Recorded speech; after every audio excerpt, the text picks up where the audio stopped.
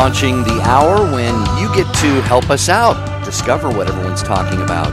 Your takes, your calls, your questions, your insights always really are out in front there, and you get to inspire and inform and enlighten and educate one another. And me and Debbie as well. I'm Jerry Escher with Debbie Georgiani. We have titled the program today, Food on the Run. And I'm looking at the clock, Debbie. We're on at noon Eastern time. I know. And I'll bet there are a few of you who are heading toward that drive-through, or you just, you're driving down the road trying not to get ketchup on you. Yes, true. Well, it's funny you should say that, Jerry, because that's what we're talking about today, about fast food and how it's changed. And in the quote unquote old days, we used to gather around the dinner table and have 5 o'clock, 6 o'clock dinner, spend about 45 minutes to an hour around the table. Now it's food on the run, going to fast food places.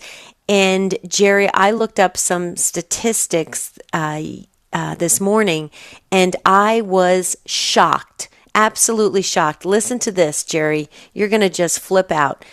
Fast food restaurants in America serve 50 million customers a day.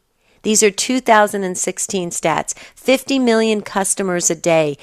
44% of people report eating out at least once a week. Okay, so almost half eat out once a week. That's not so shocking, but listen to this one. On any given day, 34% of children between the ages of 2 and 19 consume fast food. Wow. Children consume an estimated 12% of their calories from fast food, Jerry. What does that say? Well, Food on the Run has other ways of looking at it as well, and we want your takes on this. 1-800-585-9396, or text the letters EWTN to 55000. It could be fast food purchased at a drive-through or at a restaurant, or it could be simply, Debbie, we see even in the home sometimes. Mm-hmm. You've got people, the family scattering to the four winds, and everyone has their brown bag labeled with their name, or their plastic container that's got their name on it, and so we've lost a little bit of the sense of the family coming together, communing as a family. Hopefully, dear listeners, you do find time for that. But what's your experience? Mm-hmm. And here's the thing: I find it.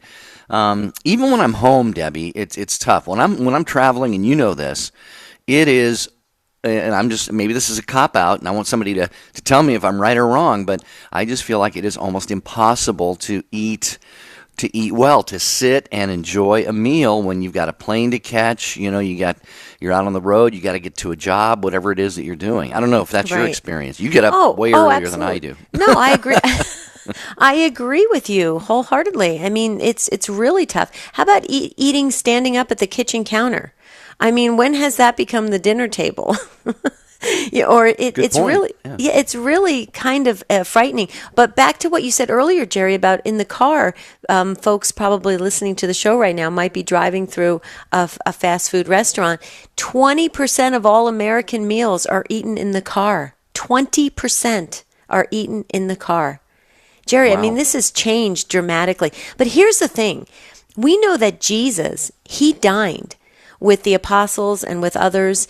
And the dinners, we learned this when we went to the Holy Land, Jerry. Remember that dining in Jesus' time took a lot of time, because you built fellowship and you got to know one another. And there was a sense of rest and relaxation in the midst of the meal. And there was this whole, it was really an event. The meal was an event. How can you have that kind of relaxation and fellowship built by eating in the car, on the run, or standing up at the kitchen counter? Or on a TV tray watching a ball game or something. So, all right, come on, you guys. You got to have some thoughts and takes on this. Phone lines, a couple lines are still open here. 1-800-585-9396. Maybe you've bucked that trend. Maybe you have really held firm and you say, no, I'm going to make sure I get up in time, discipline yourself to get up in time to prepare a breakfast, eggs, bacon, potatoes, some orange juice. You sit at the table with the family. We did that when I was growing up, Debbie. We did too. As much as we hated getting out of bed in the morning, we were made to get up and get out of bed, and we ate family breakfast and family dinner all the time. But again, here, somebody again weigh in with some thoughts on just really. I think that the more we go down this path, Debbie, the more convenient it becomes. The easier it is to kind of give into it. And here, Debbie and I think I can speak for you, Debbie. We're not saying that we shouldn't do this. That it's a bad thing, or that you should never grab and go when it's time to eat, because we all do it. But we're talking about how far down that road have we gone, and what are some of the ways in your own life that this kind of plays out in a little bit of a tug of war for you. Jerry, I got a question for you. When you were growing up, do you remember going to a fast food restaurant? Occasionally. It was a treat, actually. Same with me. We had a Kentucky Fried Chicken and it was Roy Rogers in New Jersey. So those of you who are from New Jersey, if you remember Roy Rogers, call in. And I remember it. Talk about a treat. It was like once. I can't even remember. Maybe a couple times a year. We always ate at home with home cooked meals. And it has changed dramatically. So let's talk about it. I mean, maybe there's something here when it comes to really having that family be the domestic church. Maybe we've got to bring it back to that center where we have the table and the partaking of relationship building and food at the same time. Maybe that's all feeding into our spirituality as a family. Think about that. So call in and share your take on this. 1-800-585-9396. Or you can text us. Text the letters EWTN to 55000. Wait for a response. Put your first name in, your question or your comment, and we'll put it into the discussion. Small data rates may apply. Just want to let you know that. I just got an email from a friend here. It's a link to an article. Breakfast sandwich sales boom as time-starved Canadians shun cereal at home. Oh. And it says 30%, Debbie, 30% of Canadians eat breakfast in the car, it says here. Oh. So, yeah. So, plus, anyway, that's a danger, actually, when you're eating and driving. I'll tell you, I don't know. God has kept me alive sometimes. You know me with my condiments. I get about 20 hot sauces when I go to the taco restaurant, and I'm driving down the road trying to open the hot sauces and pour them on my tacos and burritos. And people around me are probably going, "Man, that guy is crazy." But it's the way things have become. So let's talk about it. Do you think it's a good trend that's happening? When I was looking at these statistics, it said that it's not decreasing. It's actually maintaining with this fast food consumption. So let's talk about it. 1-800-585-9396. This is your show, Take Two with Jerry and Debbie. We're going to get right to the calls when we come back.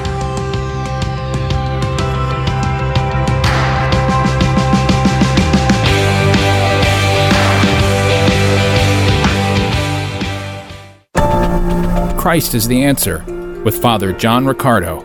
First passage comes from Mark 2, beginning in verse 1. So he's gone back to his hometown now, or the town where he's making his home, Capharnaum. And it says, after he returned to Capharnaum after some days, it was reported that he was at home. And many were gathered together so that there was no longer room for them. And he was preaching the word to them. And the whole town's there. And they came to him, some people, bringing to him a paralytic carried by 4 men. So they removed the roof above him, and when they made an opening, they let down the pallet on which the paralytic lay. But Jesus doesn't heal him. Jesus says to him, I forgive you. Which we may not be all that shocked by, but the crowd is irate over, particularly the Pharisees, who say to him, why does this man speak thus? It's blasphemy. Who can forgive sins but God alone? Somehow Jesus, in saying this, is communicating not just to the man, but to everybody, indeed to all of us who hear it, that he was somehow offended in the person's sins, and he also has the authority and the power to forgive them. Be touched by the sacredness of the most blessed sacrament, the resting place of Mother Angelica, plus tour the EWTN campus. Start your Catholic pilgrimage today with EWTN. Call 205-271-2966. Post your intentions on the prayer wall on Jerry and Debbie's website. To get there, just click on the bright yellow J&D logo at take2show.com. Jerry and Debbie personally reply to every prayer intention that's posted. Others will also offer you their prayer support. When there's something important you want prayers for, post it on the prayer wall on Jerry and Debbie's site. Visit take2show.com, click on the J&D logo today. Hi, this is Dan Burke from the National Catholic Register. Hello, this is Bishop David O'Connell of the Diocese of Trenton. Hi, this is Teresa Tomeo, host of Catholic Connection, and thanks for listening to the EWTN Global Catholic Radio Network.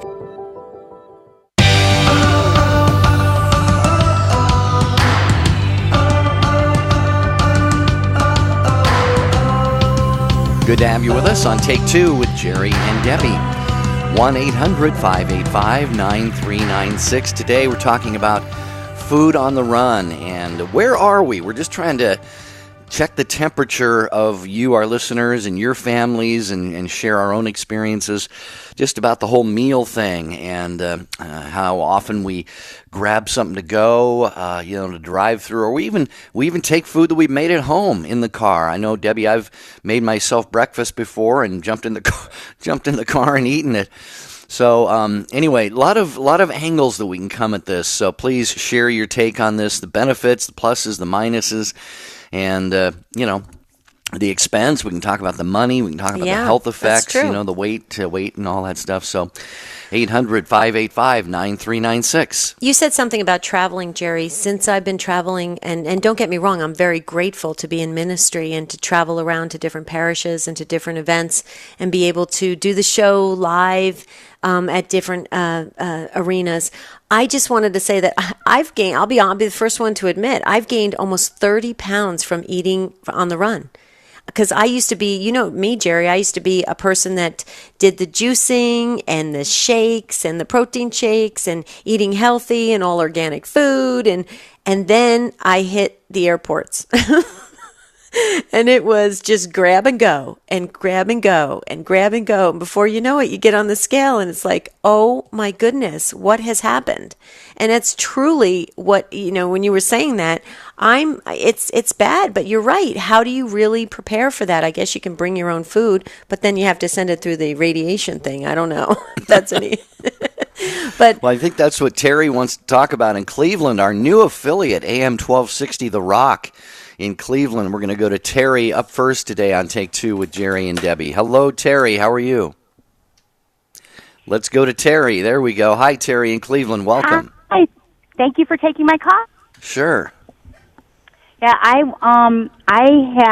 just taken off 70 pounds in the last 9 months by avoiding the fast food. And congratulations.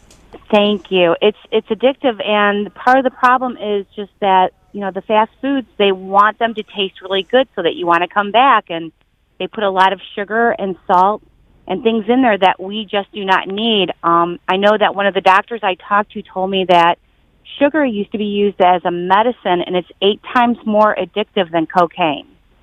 So it's something that our bodies start to crave. Even if you start smelling those McDonald's French fries, you want to get everything there. And avoiding all of that for me has been a lifesaver, literally, because my doctor was talking about having that stomach procedure done, and I finally found a way to get the weight off. So, yes, it's hard. It's hard to say no to that. Way to go, Terry. You're my inspiration. That is awesome. I mean, you should be so proud of yourself. That's, it's, do you ever see the commercials on TV with, I don't know which weight loss program, I can't remember, but the one with Marie Osmond, and she talks about losing 50 pounds. And every time I see that picture of her before and after, I think to myself, way to go, Marie. Here she is, in the public arena, and she made that attempt, and I'm thinking, wow, 50 pounds. But you were able to shed 70 pounds. That is truly That's amazing, and I just want to say you really prompted me to move towards my good goal, which I just want to say thank you, Terry. That's awesome. Yep. It's possible to do it, and I would really caution you on all those things that are out there that are promoting weight loss. Really look into the things that are promoting really good, healthy fats. I mean, if you think about the way that our parents and our grandparents ate, they said that we're going to be the first generation that does not outlive our parents. And they were having meat, and they used good oils and good vegetables. It just wasn't all of this additives and sugar and so much processed flour and everything food, like that. Absolutely. Yeah. So you have to have good food, and the only way to have good food is if you make it yourself. Yeah, it's a good point. I've scratched my head so many times. I thought maybe we should do a show sometime on why we're seeing so much disease and ill health among. I mean, my sister just died, Terry, 3 months ago at 56 of this rare form of cancer, and and we're seeing younger people die, and we're seeing kids with all these developmental and autism and all these things, and this isn't to blame it all on food or anything, but I've just sometimes done scratch my head and I go, why are we seeing just so much more of all of this stuff? And there are a lot of factors. This isn't to blame the fast food industry or anything, but I think your point is well taken, Terry. It's a holistic approach, and I always say it's la boca, Spanish, the mouth. It's the mouth. What we put into the mouth is going to determine our health in a lot of ways. So, well, Terry, thank you. Anything else before we let you go? No, I just tell you that, like I said, there's plans out there that help combat anxiety and depression and clear up that brain fog. I mean, when we eat a lot of carbs, my husband was just telling me the other day that Sylvester Stallone, when he was preparing for the role of Rocky, he carved up, and you saw what he was like in that movie. He's just kind of slow and sluggish. And it's when you get the sugars and the flour and everything out of your diet that things start to clear up, and all of that leads to they're starting to find links with dementia and cancer and energy loss, and the food industry kind of feeds into the pharmaceutical industry with all of anxiety and depression, and we need things to get us pepped up, and we need things to make us go to sleep, and I just think a lot of those things are so tied together. Well, and Terry, you make a good point, because this ties into our spirituality. When you're feeling a little bit fogged or a little bit off, how are you going to pray in a really good way? How are you going to focus in on your spirituality? So I think there's a lot of elements here that you're saying, Terry, about having this idea that you have to feed all elements of it to have that good balance to move yourself, because the name of the game is we want to get ourselves closer to God. And how do you do that? So have that healthy balance. Terry, I'll tell you what, you hit a home run, and I think you are our official first caller from The Rock. I'm so glad you guys are broadcasting Take Two. I hope you enjoy it and stay with us and spread the word that we have a really great show that I think is relevant to everybody's lives. And so, Terry, thank you so much. You're our inspiration today, and we're glad you called. Yeah, thanks. 1-800-585-9396. How do you manage your meal consumption? How do you get your meals? Do you take them on the run? Do you have, like we said before, all those little containers for each of the kids as one heads off to school or practice or some kind of event, and everybody's just kind of running in their different directions with their food containers? Do you sit down as families as a meal? Let's talk about it. 800-585-9396. Okay, we're going to Sioux Falls, South Dakota. Carol, listening on the Lamb Radio. Hi, Carol. We're glad that you joined us. How are you? I'm great. Thank you for taking my call. Sure. What I'm calling about is I grew up where we had, just like you guys, we ate all our meals at home, and we rarely ate out, just rarely ate out. And one of the things that I think is really important with it is we said our prayers before and after our meals, and that actually is, so important to bring that, part of your life. And I did that with my children. We ate at home. We had breakfast in the morning. We did get up in the morning and eat our breakfast before they went off to school, and we had our family time together. Now, I know not everybody can do that, but you've got to carve some time out to be with your family, and it becomes just natural that you all sit down together. And you know what, Jesus, he broke bread with his apostles, and that's what made it, so important, so alive, by eating together, being together, and the family becomes one. And I'm seeing that with my children, with their children. We still eat out a lot more than I did growing up, but we really tried to make family meals part of our life. Yeah, yeah. Go ahead, Deb. We both said the same thing. I was just going to say, Carol, that's so true, because when do you have that interaction with the family members? I mean, if you don't do it around mealtime, and at mealtime, people are relaxed because they're eating. We know that food brings people together. So why would we take the opportunity to separate ourselves during mealtime? Meals bring us together, and I think you really touched on that, Carol, and I think it's important that we remember that. You're making me think back on my childhood days. I never remember any of our family members being overweight, because we ate really good food at home, but we enjoyed life. It was relaxing. Things just seemed to really, no play on words, digest very well. And life was a lot simpler back then, but happier, I think. Now it's grab and go, eat as fast as you can.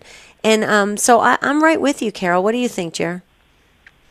No, I agree with what you said. I'd love to hear Carol's thoughts on what you just shared.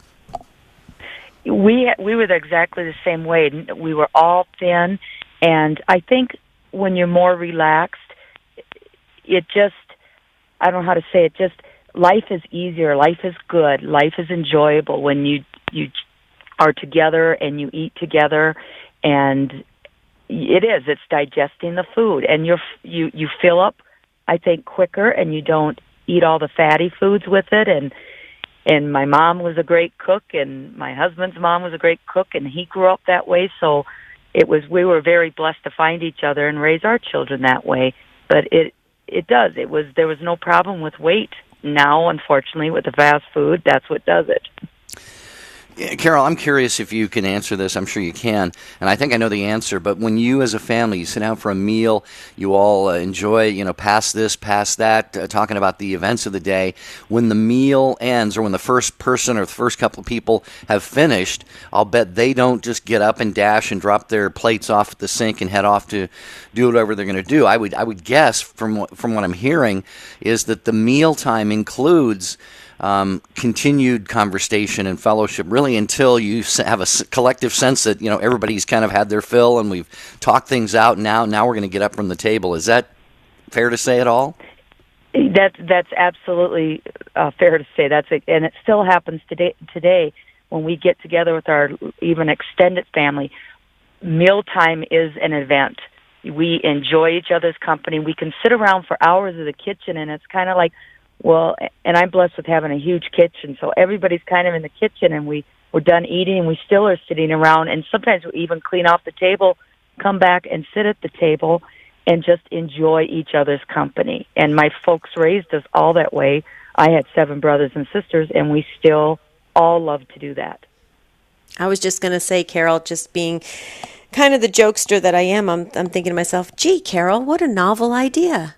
Seems like I mean, why do we reinvent things and we make things more difficult for ourselves when, Carol, you just said exactly what we should all be striving for. I don't get it sometimes how we get caught up in the world, but I think Terry hit it right on too when she was saying that they do entice us with the smells and the sugars and the salts and everything. It does lure us, and we have to really guard ourselves against that. So I just love what you had to say, Carol. I mean, I pray that families go back to having a set dinner meal, and they spend that time, and they don't want to leave the table, and they enjoy each other's company. Way to go, Carol. I want to join your family. Okay. Well, thanks, you have Carol. a great day. Thank you. 1-800-585-9396. We are talking about food on the run. And another aspect of this, Debbie, that we haven't really touched on yet, maybe somebody would like to share some thoughts on this, is the on-the-run part, I think, stems so many times from the fact that we think, we have to busy ourselves. We have to be productive. I have to be at my desk at the office. I can't take that lunch hour. I've got to take 10 minutes to go across the street to the sandwich shop and then run back to my office and sit at my desk. Right. Or that we got to be running the kids here and there. And all of this stuff is good, folks. Please, we're not coming down on any of this stuff. It's just sometimes we got to tap the brakes and just take a look at what, how we're living our lives and what's really most important. And then just find a balance, Debbie. I think a balance is the key in what we're talking about today. Absolutely. I know for me, Jerry, the thing that what stops me from just getting, because I'm a health coach, which just cracks me up that I'm in my opinion, I'm overweight for my frame. The thing about it is it's convenience. It's convenience, and I think you have to really work against convenience. You have to make an Discipline. effort. Discipline. Way to go, Jerry. I like how you said that. Okay, this is your show, Take Two with Jerry and Debbie. We're talking about fast food. We're going to go back to the phones when we come back.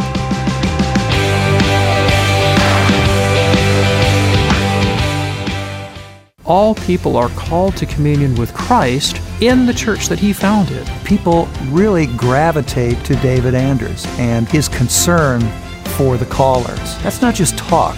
He really means it. Tom and I are both converts. We've walked that path, and we try to walk it with the listeners at whatever stage of the journey they're on. It's EWTN's first weekly radio to TV talk show. Call to Communion with Dr. David Anders, today at 1 p.m. Eastern on EWTN Television.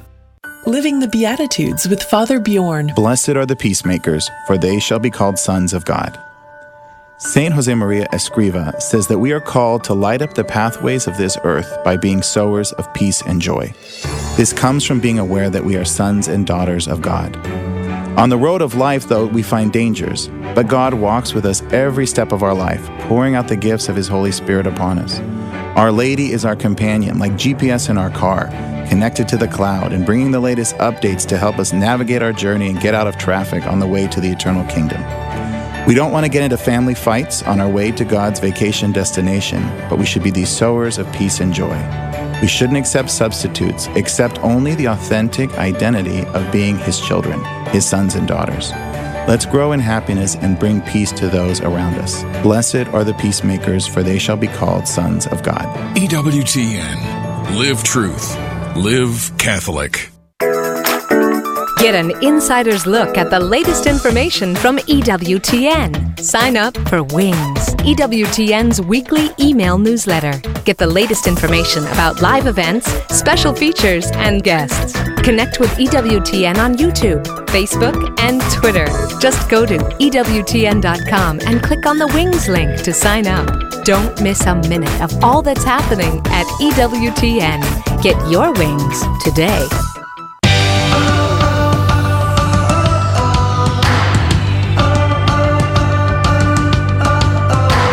We want to hear from as many of you as we can. Food on the run. How do you balance, eating well and having that communion time at meals with maybe it's just you and God. Sitting down, and if you're a single person, and having just a little quiet time as you have a meal, and just thanking God and meditating on His goodness, or you and your spouse or your family. 1-800-585-9396. Okay, a lot of you have been holding, so we're going to get through a lot of these calls here. Kathy in Flint, Michigan has us on EWTN Radio via Ave Maria Radio. Hi, Kathy. Welcome to Take Two.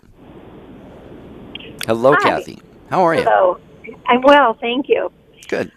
I'm calling because it will be 2 years ago in Thanksgiving time that my husband and I both decided we are never going to eat fast food again, and that we're only going to eat foods that are healthy for us.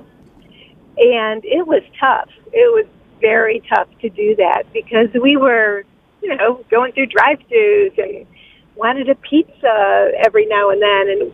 But we did it because our health depended on it. My husband had diabetes, and now he's just completely in the normal range of the good normal range. I have a neurological disease, and it has been disabling most of my life, but after 2 years of doing this, and with help from a nutritionist who believes in getting rid of all the junk, the wheat, the gluten, the grains, after all of that, my energy is through the roof, and I just praise God for finding her, and she's a good Catholic woman, and it's just changed our lives dramatically in such good ways. So I hope this isn't discouraging to other people, because I know they're saying, but I have children, and my children are grown, and I honestly don't know if I could have done this when they were growing up, but I know I could have improved our eating. Right. So I do encourage people to make any improvements they can, because it will help. So, Kathy, do you also then did you add a little bit of time? I mean, did this become more of like I think it was Carol, our caller, said meals are like an event in their home. I mean, it's beautiful. Congratulations, by the way, for having the discipline to sort of weed certain things out of your diet. Now, has that also turned into maybe more communal time with, say, your husband or family or friends, things like that? Well, it's actually pretty tough. My husband and I, yes, we enjoy our whole foods, our very, very healthy foods. But when you eat with other people, it's really tough. That's the part I haven't quite figured out how to do yet. I haven't figured out how to serve really great meals like I used to. And I don't know, it makes it tough for me. I'll just be honest with you. Yeah, well, you're not alone. You're right. You're just one of the honest ones. That's all, Kathy. Debbie, what do you have to say? Well, Kathy, I totally agree with you, and I'm on board, and so is my husband. He's been bugging me for months now. But I just have to ask you this one question: do I really have to take pizza off the list? Debbie's I Italian, had to. Sicilian. I'm actually allergic to wheat. I can't eat dairy. Okay. So yeah, I had to. You had to. Okay. I don't know, but well, I mean, maybe I could do a gluten-free pizza. You could do that. There you go. Do that, but I have to give up all grains because of my neurological disease, and so that gluten-free doesn't work for me. So, Right. Well, Kathy, you sound strong, and you sound like you're thriving really well, and so more power to you. I hope you continue on, and I hope that your call inspires all of us to keep moving forward. That's what we want to do with this show, is that people leave a little bit changed, that have a better understanding of themselves and what's happening, and to be the best version of themselves. And it sounds like you and your husband are a team, and you're doing it. Way to go. Way to go. Well, thank you. Yeah, I encourage anybody with a chronic disease to really look into the diet factor and just say, God gave us a way out, and look for it and get some help, and I think they can do it. Absolutely. Amen to that. Thanks, Kathy. God bless you. Thank you for contributing to this conversation today. It really helps. So we appreciate your show. it. Oh, thank you. Well, we love you. Kathy. We love you. Pray for us. And if you can pray for all the Take Two family intentions, we would really appreciate it, Kathy. Oh, thank you. I will. Thank you. Okay. Bless your heart, Kathy. Thanks for calling. 1-800-585-9396. If you're on hold, be patient. We got plenty of time to get to quite a few more of you. We're going to go to Mary next, who is listening on iHeartRadio, driving through Kentucky. Mary, I hope you're not eating while you're driving. Oh, no, I would never do that. Never do that. And I just wanted to comment about the travelers.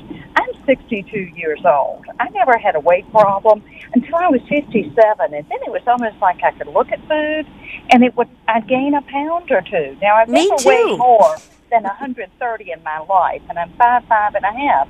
And I just decided, by golly, just because I was old, I wasn't going to put the weight on. So I started backing away from fast food and being careful about it. I mean, Debbie, I have all the pizza I want to eat. I mean, I'll eat half the pizza if I want. But But if I do, the next day, I really, really watch what I'm doing. I don't go out for fast food, but if I have to, I'll get the kids' meal. Because a lot of it is portion. I mean, think about that. And because I'm traveling every single week, spending 3 and 4 days a week in a hotel, and I'm at these fabulous restaurants, it's that portion control. Just because the food is there doesn't mean I have to eat it. It really doesn't. And I focus more on protein. I have found that if I take in more carbs and sugar, I'm really tired. Right. So Me too. I will tell you, 8 years, I'm still 127, and my schedule is so crazy, I don't have time to exercise. So it is that portion, and just, you do train yourself, and you do look at it and say, well, it's lunchtime, I'm not hungry, but who says I have to eat? I'm not hungry. I have this one friend I'll travel with occasionally, and she automatically thinks, well, it's 12 o'clock. It's time to have lunch. Well, we just had breakfast at 9 o'clock. You are not starving. You're not going to die. So, I mean, and then in between, I may snack on nuts. But I'll eat them one at a time. And I don't deprive myself. Honey, last night I got to the Hyatt in Indianapolis. I had this double thick fudge chocolate cake, and I want you to know I ate every bit of it with a Diet Coke. Oh my, Mary, you're fantastic. Oh, I just love you, Mary. You're my hero. I think that is, but it's so true. I think it goes back. Did you hear what Jerry said at the beginning or after the first break, I believe, on the show, where he was talking about discipline? And really, that's what you're talking about, is just having that discipline of just saying, hey, it's lunchtime. You know what? Guess what? There's going to be lunchtime tomorrow and the next day and the next day. I don't have to eat if I'm not hungry. And that's very true. So I'm going to practice that today, Mary. I'm actually, after the show, I'm heading to the airport to head to North Carolina. And I'll tell you what, I'm going to practice it, Mary. So you'll have to check back with us. I'll let you know how I did. Well, I will assure you that you can do it. When I'm at the airport, if I'm that hungry, I'll sit down in a restaurant, not the fast food. I'll sit in the restaurant and have a small salad. Yeah, right. Because I know the rest of the junk they have, it really is much more fattening. So I pick and choose what I'm doing when I'm traveling, but then when I'm home, I'll have whatever I want. Yeah, that's awesome. So you reward yourself at certain points, but you're gonna maintain that schedule. You're very similar to my sister. My sister's the same way. She keeps that very disciplined schedule of she'll indulge in things that she likes, but then she'll go right back onto a schedule. I think that's wonderful, Mary. Thank you. It really helped us, and it put it into perspective for us and balance for us too. So. Jerry, I'm feeling very empowered. Well, we always say, we are, and Mary, thank you again for the call. But you, the listeners of Take Two, you're the ones that Debbie and I, we listen to. We're learning as everyone else is. So appreciate your takes on whatever it is that we're talking about at 1-800-585-9396. Real quick email from Regina. Regina says, I grew up in a home with mom and dad and one brother. We were always expected to be at home for dinner. My father would make my brother and I schedule our activities as much as possible so that we would be home for dinner. We would talk about our day and what plans were being made for the next. She says her father was not a big fan of eating out. Maybe about once a month they would. And she says, I try to listen to your show most days, and I enjoy it very much. Thank you, Regina. Really appreciate that little bit of encouragement for Take Two with Jerry and Debbie. All right, wonderful. Catherine is on Amelia Island, Florida, listening to Sirius XM 130. Hello, Catherine. Welcome to Take Two. Thank you. It's so good to listen to the two of you, and thank you for taking my call. You're welcome. The reason I called today is it's a totally different perspective from what I've been listening to. But we have a son who's now in college, but when he was in grammar school and in high school, he was on a golf team. His school was 37 miles away from our home. So needless to say, after school would happen and he couldn't take the bus or anything, he had to go for his sports. So my husband became his assistant golf coach, and I became golf mom. And the reason I became golf mom was because I believe what you are all saying, eating good food and eating as a family was very important. So I believe when life gives you lemons, make chicken frances or something. I would make meatballs and marinara and homemade breads and things, and a big basket of fresh fruit, homemade cookies or whatever, something that I would probably have for dinner. And I would schlep all of this stuff to the golf course that they were playing. And when the boys finished playing, they would eat. And it wasn't just our son. His teammates would as well enjoy eating a good meal. Now, their parents loved that because, here they had to come back and pick the kids up, and you knew they were going to have to run to a fast food place. They had other children or whatever. So it turned out to be great. Well, P.S., my son is going into his senior year at college, still on the golf team. Those boys come to our house all the time to eat, and it is such a joy. And I wanted to tell you that so you can do the right thing. I'd go to your house all the time too, Catherine. But you know what I mean? Take the time to prep it ahead. Now, when I had him at 41, I said to myself, I am not going to work one day. I was able to not work. I'm going to be his mother. And I also learned how to be a good wife then, too. So, anyway, I wanted to tell you that, and thank you very much for what you do. Oh, thank you, Catherine. But Catherine, real quickly before you go, I just want to say that with the boys coming back and still wanting that that fellowship, community, if you will, they come back to that because they know it feels right. It feels good, and it's a good thing. And I think that's wonderful what you did. That was more of a ministry than just being a mom at that point. You were actually ministering. That's a nice way to look at it. And when they come, we sit at a big round table. Wow. And say grace. And some of them are not faith-filled, but they all bow their heads. It's so sweet. And at the end, they help clean up. And we will be at the table, I will not exaggerate, for 2 to 3 hours, just talking and laughing. And well, because you're home to them, Catherine. It's home. Yeah. Beautiful. But thank you. You guys are really wonderful. Great inspiration. Oh, thank you. As Debbie said earlier, Catherine, pray for us and be assured of our prayers for you. And thank you for that beautiful, beautiful ministry that you had and maybe still have. 1-800-585-9396. Hey, we just want to get the word out far and wide as possible about Take Two with Jerry and Debbie. And the doctor is in, and Women of Grace, and Catholic Answers Live, and all of the other shows on EWTN Radio. Not to mention television and EWTN Publishing and the National Catholic Register, and it goes on and on.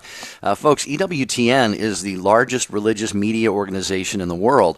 But there are still, Debbie, unfortunately, a lot of people who don't know about it. Mm-hmm. However, people can sign up and be a part of getting the word out there. Media missionaries. It's a great way to build awareness in your communities, and it's talk about ministry. It's just a wonderful way to spread the gospel message because you're introducing others to Catholic radio. And what is Catholic radio? It is this amazing ability to preach and teach the truth of our faith on the radio airwaves. So become a media missionary if you can. If you can do that in your area. What's the best way to do that, Jerry? Well, you can get details at EWTNmissionaries.com, EWTNmissionaries.com. They don't throw a huge time commitment on you. I mean, if you're retired or have a little extra time, you can put in more, but it's just a matter of getting the word out in parish bulletins, attending local events, getting just raising awareness in your area. Mm-hmm. So check it out at EWTNmissionaries.com. Awesome. Okay, back to the calls. Jen is in Indianapolis listening on Catholic Radio Indy. Hi, Jen. We're glad you joined us for this conversation about food on the run. What would you like to impart? Just more of a question, I guess. Some back history. My mom, growing up, she was always overweight. I guess she wasn't always when I was little, but from what I remember, she was always overweight. She had the three of us, and with each successive child, she got a little bit bigger, and she raised us as a single mom, and we ate fast food a lot more than we should have. and ate a lot of processed food aside from that, a lot of ramen, a lot of mac and cheese. So not very healthy habits, and kind of like freestyle, eat wherever you want. Didn't say grace. I mean, I didn't grow up Catholic. I didn't do anything like that ever. And as I got older, started driving, got my own car. I would buy fast food. And now I still have this habit, this addiction almost. And I feed my daughter like utterly super healthy, amazing food. I buy organic when I can. I bake her own bread, her and my husband I bake bread for, and all of this. And I eat that food too for dinner. But I don't eat breakfast, and then I'm starving by lunchtime. And if I'm out and I'm not in the house with my daughter, just feeding her lunch, just doing stuff around the house, if I'm out, I end up grabbing fast food while she's napping in the car. So how does one break that habit? How does one develop those good I've developed those habits in my daughter somehow. Even though it's usually just at dinner, every time she sits down in her high chair, she kisses her thumb and forefinger like the sign of the cross. And so she knows to pray before she eats. She knows to sit down to eat. She'll climb up in her high chair by herself now, and it's just I've instilled that in her, and I'm really happy I have. But right. How do I get rid of that? That deep, dark, secret addiction of my own. Okay, Right. so Jen, real quickly, so if I heard you correctly, you're grabbing the food on the go when she's napping or so you're kind of taking care of yourself quickly by eating fast. Yeah, and okay. Either she's eaten after, or she eats either after she is done with her morning nap, or if it's the afternoon, she's just eaten. So. Okay. She's really good about falling asleep in the car right away, and it's just easier to get stuff done that way.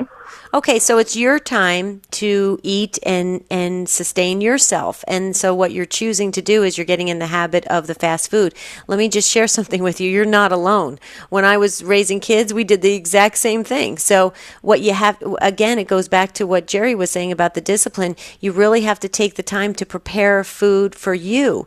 Maybe can you brown bag a lunch for yourself and make some healthy food for you that you can try to break that cycle? I hope I'm hearing you correctly that that's what you're doing, because I could, and I usually if I'm going to be out for a while, I'm going out from 10 in the morning to 2 in the afternoon. I always brown bag my daughter's lunch, and we sit and we eat, and even if it's sitting and eating in the car, even then she'll sit and pray and then eat, and she knows how that works. It's more I don't know. It's as long as she's fed, I'm okay, and then I realize I'm starving. Yes, right. And so you're putting yourself last, and what I'm asking you to do is make sure you take time to prepare for you, because it's important for you. That's why you got to kind of shift that a little bit. It sounds like you're a great mom and you're taking care of your daughter beautifully, but take care of you. You can do that, and you should do that. I would set aside some really fun things for you to eat that you can make at home and prepare for you, and take that time if you can do that. That would be my suggestion. What do you think, Jerry? I think it's all very well said, and the only thing that I might add, Jen, is you probably flown on airplanes before. I use this phrase, this analogy all the time. Right before takeoff, they're going through their spiel, and they say, should there be a loss of cabin pressure, the oxygen mask will drop down. What do? They tell you put your own mask on first. Mm-hmm. Why? Because if you're about to pass out, you're not going to be help to anybody. And that can apply, Jen, in so many areas of our lives. It's so noble. Debbie nailed it. You're a fantastic mom, because your focus, your priority is on your daughter, and that's beautiful. But again, there's nothing selfish or wrong or unethical or anything about taking care of ourselves. In fact, we have that obligation to do that so that we will be the best that we can be for those around us, those who rely on us. So does that make any sense, Jen? Yeah, that makes sense. That's I guess like I'm not used to thinking about myself. Exactly. And I didn't really have to before because I stayed home. Like I just started actually getting out of the house on a regular basis again. Like I would stay home for like a week or two at a time. Like other than going to mass on Sunday, and that was it. I was kind of like a hermit. So it wasn't an issue, and it's suddenly become an issue recently because I am getting out more and I am doing stuff more, and I think it's also kind of a stress reliever. Like if I have to go, I had to go shopping for clothes today and ended up buying fast food because I'm so stressed out right now because I just tried on 20 different things that didn't fit. You're not alone, Jen. We're all in the same boat. It's true, yeah. But here's the thing. Always remember what Jerry said because it's so true. You taking care of yourself, your daughter's going to see that and she's going to admire that so very, very much. And it's not a selfish thing. We're not talking about crossing the line into selfishness. We're talking about being that beautiful role model for your daughter, which I know you are. And I just want you to treasure yourself. That's all. So keep us posted because we'll be doing it alongside you. We're right with you. Thank you, Jen, for the call. Time getting short here. We'll try and squeeze a couple more in. John is in Gilbert, Arizona, listening on Sirius XM 130. Hello, John. Welcome. Hello, Miss Debbie. How are you? Hi, John. This is my dear friend, John, Jerry. And John's listening on Sirius XM 130. John, how you doing? What's cooking? You like this topic? Oh, I love this topic. And you know what's interesting that I wanted to bring to your listeners is that I much for a drive to accounts to service them. Right now I'm on my way to Tucson, which is a 2-hour drive. And I make meals and I get home late. So I end up eating fast food and to the tune of about 40 pounds overweight. Well, good news. 3 weeks ago, I started back in the gym, started eating healthy food, and I found myself still going to the fast food places. But what was interesting was I would order chicken or fish with no buns, just lettuce. And it filled me up enough, and I was still able to enjoy the fast meal at a fast food restaurant, and I've lost 11 pounds. So fantastic. It's not always a bad idea to go to those fast food restaurants, but it is obviously not a good choice to make, the big old burgers and all the fatty foods with the buns and the whole 9 yards. So you can eat a low-carb meal at a fast food restaurant, and most of them have grilled chicken and fish. Wow, that's perfect, John. See, that's really great. But now, John, Marty and I are not going to want to get together with you and Tammy because you've lost 11 pounds. So you're way ahead of me. But no, John, we're happy about that. You're right. Pick something great on the menu that is going to serve you and keep you on that regimen. John, I think you nailed it. Thank you so much for your contribution and safe traveling to Tucson. We love you guys. Thanks for calling in. Cherie and Cindy and Roseanne and the others. Oh, my goodness, we're sorry, but please, Cindy, email us because you have a way to make pizza with cauliflower. I have to hear this. Take Two show. No, seriously, Take Two, the number 2 at EWTN.com. How to make pizza with cauliflower. Jerry, I think I'm home free. Yeah, and any of the others that Debbie mentioned that we couldn't get on the show, our apologies. Feel free, anyone, to email us, take2 at EWTN.com. Tomorrow, we stay within the walls of the house, the walls of the home. We're going to talk about chores, okay? I know when Debbie and I were growing up, everybody had chores to do. Do you still have that sort of regimen, that routine in your house? We're going to talk about that. Does everybody participate? Until tomorrow. Have a beautiful and blessed day.